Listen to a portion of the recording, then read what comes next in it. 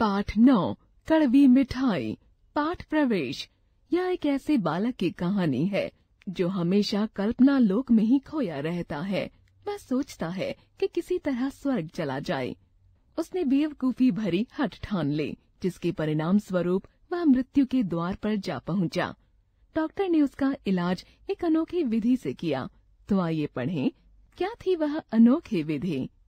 पाठ उद्देश्य: यथार्थवादी बनने का संदेश देना, जिद करने से बचने की प्रेरणा देना, बाल मनोवृत्ति से अवगत कराना, आलस्य का त्याग करने की प्रेरणा देना।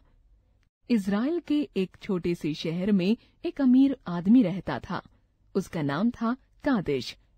कादिश का इकलौता बेटा था अतजल, देखने में सुंदर पर स्वभाव से आलसी। स्वर्ग की कहानियां बहुत अच्छी लगती थीं उसे। वह हर एक से कहानी सुनाने का आग्रह किया करता। हरदम कहानियों में खोया रहता था। अतजल ने सुना था स्वर्ग में सब आराम करते हैं। वहाँ किसी को कोई काम नहीं करना पड़ता। इच्छा करते ही हर चीज मिल जाती है। बच्चों को स्कूल भी नहीं जाना पड़ता। फरिश्ते सारा काम करते हैं। वह स्वर्ग की तुलना अपने घर से करता तो परेशान हो उठता। यहाँ तो माँ हर समय चिल्लाती रहती है, हर समय डांट फटकार सुननी पड़ती है। अतजल सोचता रहा। वह चाहता था कि किसी तरह स्वर्ग चला जाए, लेकिन उसे पता था मनुष्य मरने के बाद ही स्वर्ग जा सकता है। बस उसने मरने की ठान ली। वह चुपचाप जाकर बिस्तर पर लेट गया।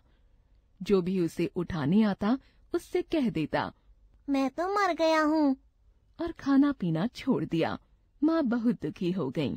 उसे समझाया पर वह बोला, माँ तुम मुझसे कैसे बात कर रही हो, मैं तो मर चुका हूँ।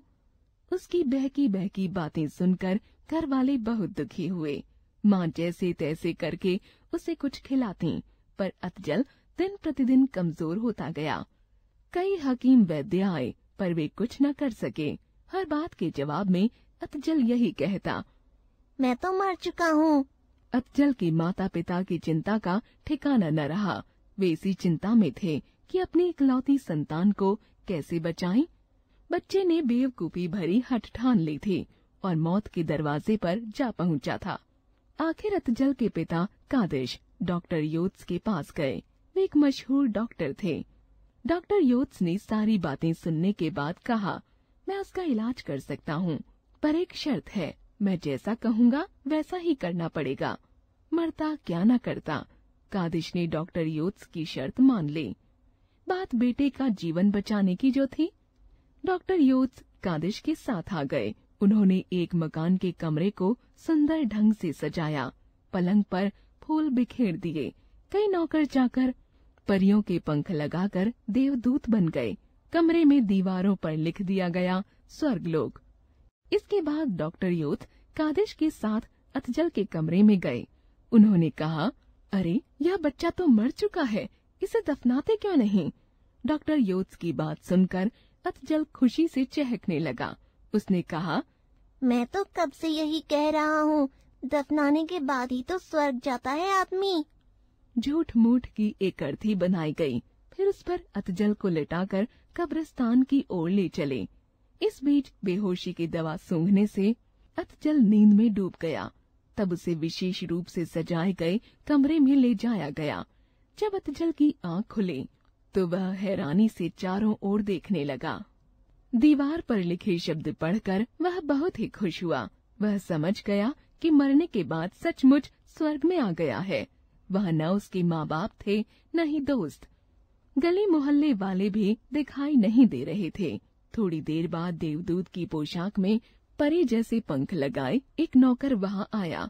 उसने कहा, अतजल स्वर्ग में तुम्हारा स्वागत है, मैं देवदूत हूँ।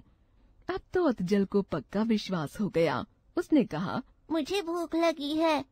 पलक झपकते ही नौकर बढ़िया बढ़िया व्यंजनों से भरे थाल ले आया। ढेर सारी मिठाइयाँ थीं। अतजल ने छक कर खाया और फिर सो गया। नींद खुलने पर पानी मांगा तो बादाम का शरबत हाजिर।